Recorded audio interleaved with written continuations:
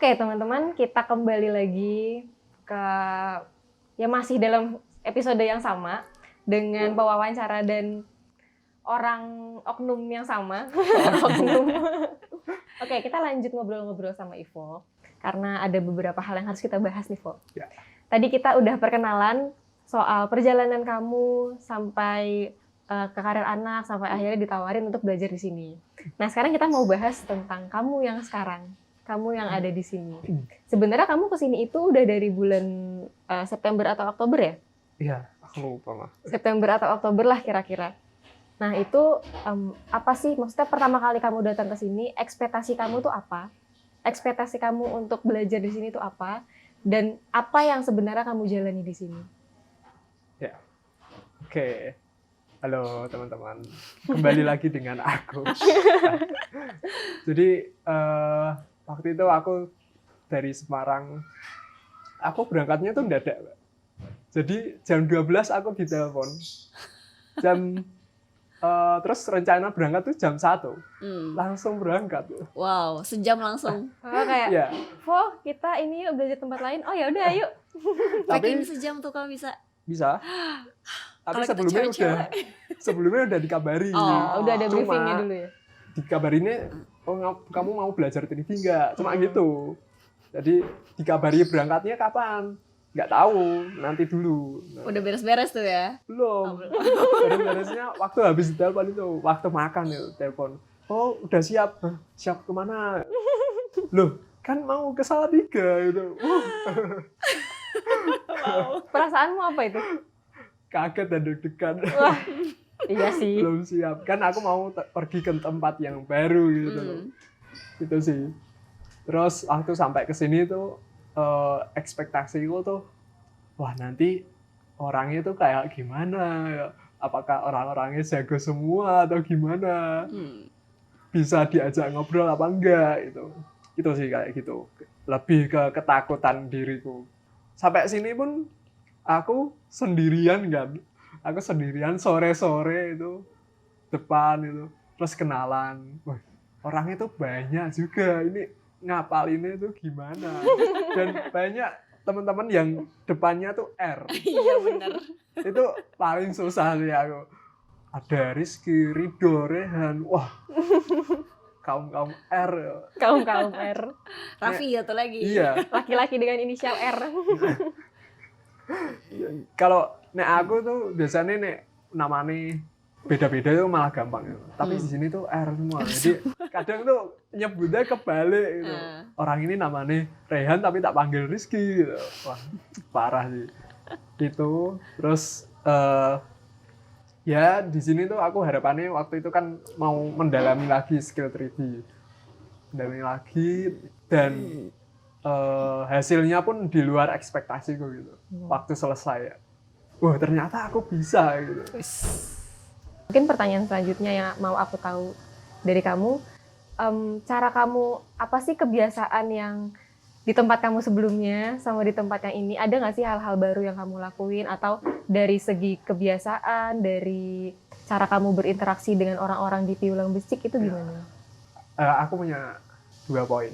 Yang pertama itu di sana itu masak. Tapi aku nggak pernah ikutan masak karena aku nggak bisa masak itu. Tapi setelah di sini walaupun aku bukan nggak pernah sih, bantu sedikit tapi lebih banyak melihat, bantunya sedikit. Dan itu waktu itu kan ada 2 temanku dari Semarang, mereka yang masak gitu, aku cuma lihatin, paling bantu sedikit ya. Ini mereka cara masaknya tuh kayak gini. Itu waktu di kontrakan depan tuh. Selama ini aku nggak bisa itu bukan karena aku nggak bisa. Cuma karena aku nggak berani aja gitu. Wah, itu langsung tak coba lah. Masak yang nggak pernah aku masak gitu. Di sana? Iya. Jadi setelah kamu pulang dari Piulang Becik, kamu balik ke sana, kamu coba hal yang kamu lihat di sini? Iya. Masak apa tuh? Waktu itu aku coba masak bayam dengan jagung. Oke. Itu aku nggak pernah masak jagung. Jadi, wah, cobain aja lah. Aku pergi ke pasar, beli bayam sama jagung. Pergi ke pasar aku nggak pernah. Jadi nggak nawar ya? Enggak. Oh iya ya, langsung 20.000 ya udah. Lihat ada ibu-ibu jualan itu, wah udah berhenti situ aja. Kalau biasanya kan cari-cari yang lain dulu gitu. Itu ada pedagang, aku langsung berhenti situ, ambil, ya udah nggak nawar sama sekali, langsung pulang. Takarannya gimana? Nggak Ya tahu. udah lah ya. Ya udah lah ya, yang penting berani dulu aja. Iya. Terus di rumah nyobain masak dan ternyata pun itu masih layak buat dimakan gitu. Oke. Bukan masih layak sih, emang layak dimakan. Jadi di situ aku mulai sadar bahwa oh ternyata aku bisa. Bukan karena aku nggak bisa, tapi cuma masalah keberanian aja. Beranian buat bertindak. Itu kan tadi masak. Aku tuh orangnya pendiam. Aku orangnya pendiam dulu. Awal magang tuh pendiam banget tuh. Ada orang bicara, aku cuma dengarkan itu. Nggak ada interaksi sama sekali. Kalau nggak disentil, maksudnya nggak dipancing, itu nggak bakal ngomong. Sama sekali nggak bakal ngomong. Diem aja itu. Tapi setelah itu aku kayak dapat jangan atau gimana. Lah nek misal aku pendiam terus gitu, nanti kalau aku punya studio ataupun punya karyawan dan lain-lain, cara ngobrolku itu gimana? Silent treatment jadinya. Mereka salah, aku gak bisa ajak ngobrol, jadi tambah salah dan akhirnya malah jatuh gitu. Jatuh semua. Itu aku mulai sadar dan mulai sedikit demi sedikit bangun komunikasi. Waktu itu aku pernah banget aku yang awalnya nggak pernah bercanda itu bercanda sama temanku ngasih tebak-tebakan itu. Ya Jokes itu. bapak ya. Ya semuanya pada kaget juga sih. Tapi untungnya jokesnya masih masuk gitu, masih bisa buat ketawa. Itu aku mulai dari situ, terus aku mulai lagi dengan ngobrol berdua itu, ngobrol mastermind pun itu aku belajar juga. Sampai akhirnya aku disuruh buat buka sama nutup forum kecil lah. Itu aku belajar buat menghadapi semua orang yang melihat diriku. Aku paling nggak bisa dilihat orang banyak. Itu dredeg semua lah. Mulut tuh dredeg, pikiran ngeblank. Wah, parah. Tapi di situ aku sedikit demi sedikit belajar buat nge-handle forum gitu. Sampai akhirnya buat disuruh mimpin forum.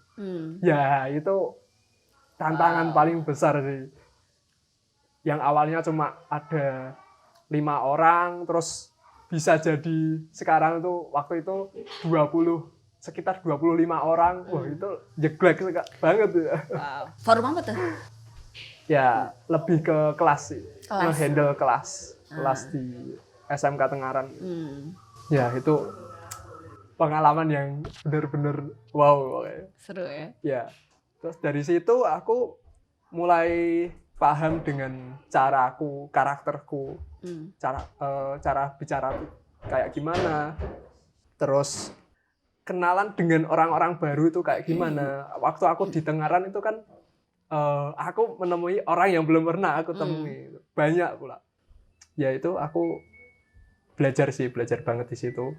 Setelah dari situ aku mulai datang ke sini, terus melihat orang-orang baru juga, kenalan.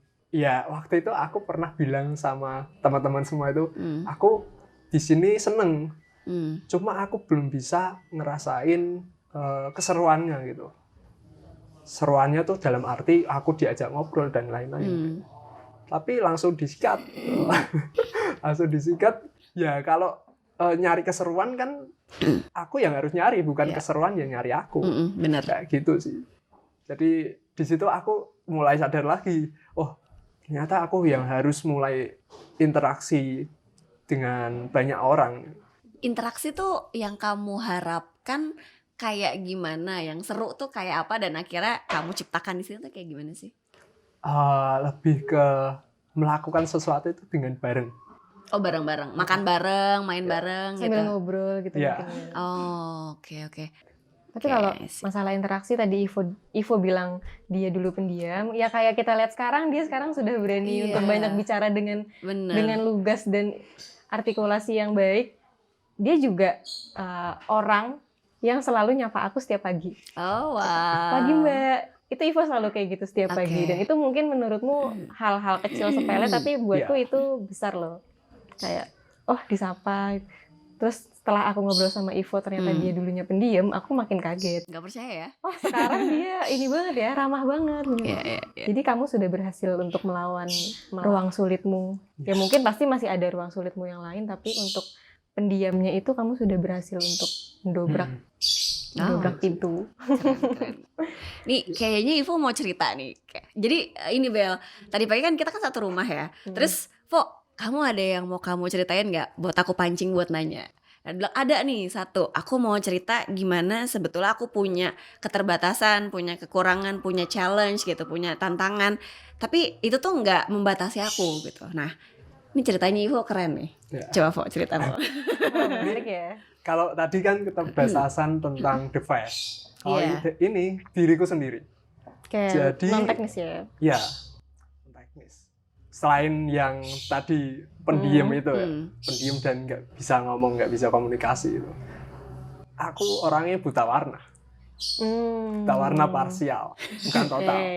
Kalau total udah bisa jalan lah. Itu Nggak bisa putih kesini. doang. Iya. Ya, aku buta warna parsial. Tapi anehnya aku bisa masuk SMK. Seru ya. Padahal SMK itu harus normal. Ya, dulu sebelum SMK itu aku pernah cari tahu tentang gimana sih syaratnya masuk SMK gitu. Aku cari-cari. Oh, ternyata ada salah satu syarat kesehatan itu tes buta warna. Tes buta warna. Oh, ini apa? Aku nggak pernah tahu gitu. Keluargaku pun nggak pernah tahu juga. Ya, terus aku cari. Oh, ternyata kayak gini. Aku carilah di YouTube itu. Di YouTube terus lihat tesnya. Tesnya tuh berbentuk kayak warna, lingkaran warna, terus ada angkanya gitu. Itu aku lihat, loh, jawabanku kok buta warna parsial semua, nggak normal gitu. Kan ada yang normal, terus buta warna parsial, merah sama hijau kayaknya. Itu. Aku milihnya yang jawabanku tuh buta warna parsial. Ternyata aku gini. Terus aku ulik lagi lah di Google gitu. Aku cari-cari buta warna parsial tuh kayak gimana. Aku cari. Terus setelah aku cari, riset lagi. Aku tes lagi lah di YouTube. Loh, kok jawabannya parsial terus gitu. Dan di situ pun aku kayak yakin, oh mungkin emang aku buta warna parsial gitu. Aku belum tes ke dokter. Tapi salah satu yang membuatku yakin aku parsial itu adalah orang lain bisa lihat angka ini, tapi aku nggak bisa. Sebaliknya, aku bisa lihat angka ini, orang lain nggak bisa lihat angka ini. Wah, itu bener-bener, wah ternyata aku buta warna gitu. Gitu sih. Dan saat itu pun, itu kan waktu mau masuk SMK, jadi mungkin bulan Mei atau Juni gitu. Itu aku mulai riset tentang kesehatan itu. Dan itu nilai ujian tuh belum keluar. Jadi aku takut juga. Takut nilainya nggak bagus. Terus aku carilah sekolah swasta di Kudus. Sekolah swasta di Kudus, karena rumahku di Kudus. Itu aku ke SMK juga. Nekat tuh. SMK. Tapi syaratnya harus pergi ke dokter dulu buat tes buta warna. Tuh di dokter aku lihat bukunya. Bukunya sama ternyata. Bukunya itu buku Ishihara itu. Ishihara, nggak tahu pengucapannya kayak gimana, tapi bukunya itu. Dan pas aku lihat, oh ternyata angkanya juga sama. Tapi karena aku nggak ada persiapan, jadi aku kayak, wah capek juga lihatnya. Salah semua. Terus aku nyerah dong, aku bilang ke dokternya, dok aku buta warna parsial. Loh kok bisa tahu? Aku udah tes di YouTube, ditulislah buta warna parsial. Nekat pergi ke SMK buat daftar swasta. Kalau swasta kan daftar dulu sebelum kayak pendaftaran yang negeri itu. Terus akhirnya akhir bulan Juni itu nilai ujian tuh keluar. Nilainya malah melebihi ekspektasiku gitu.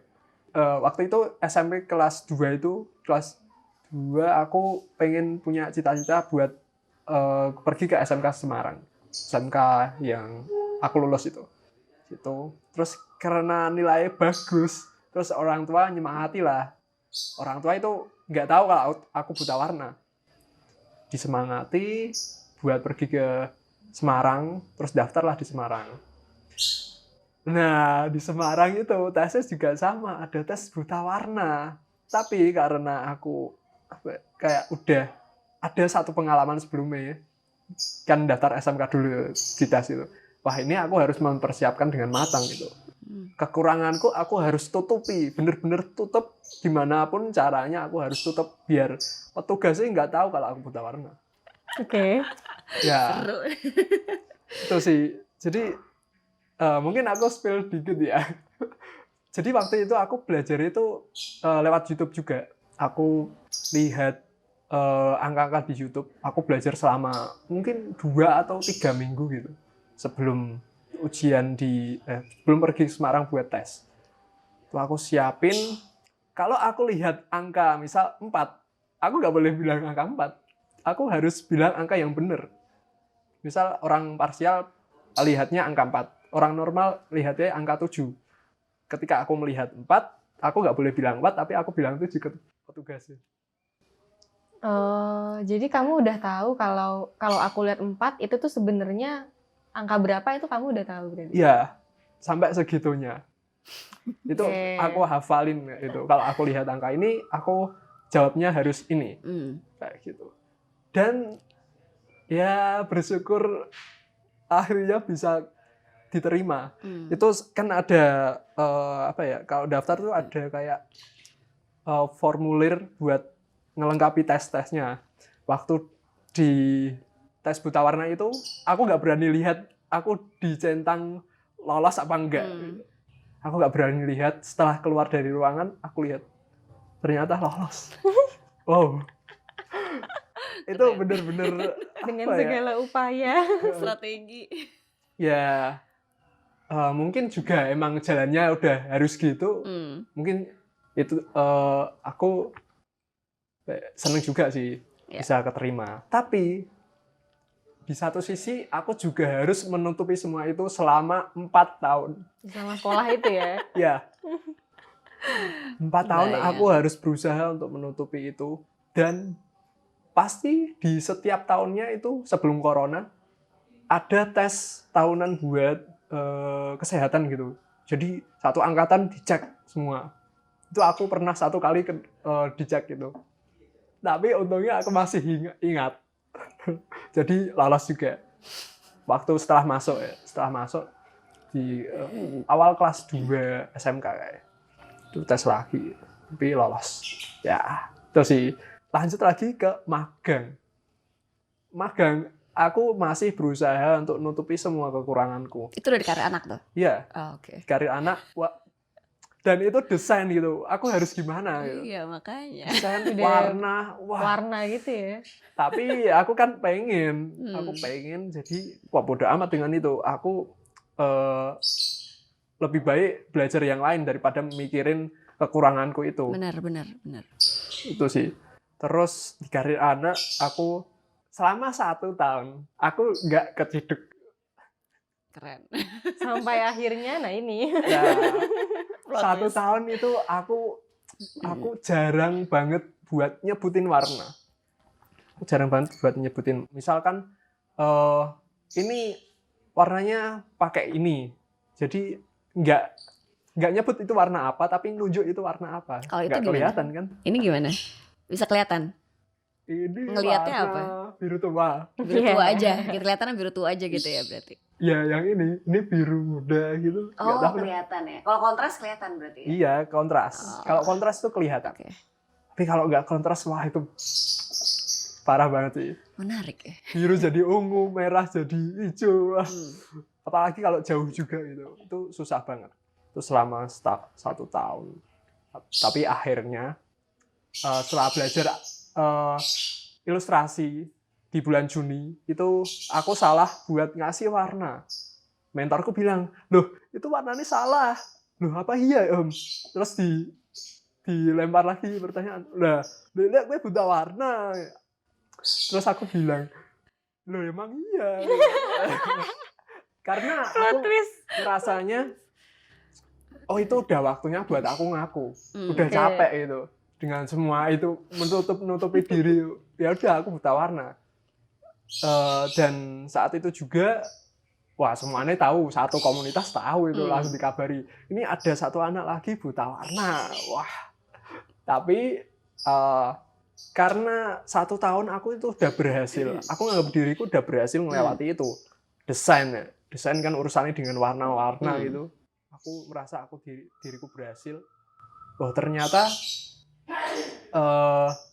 semua ini cuma kalau kekurangan diriku aku pikirkan terus, nanti jadinya aku nggak berkembang.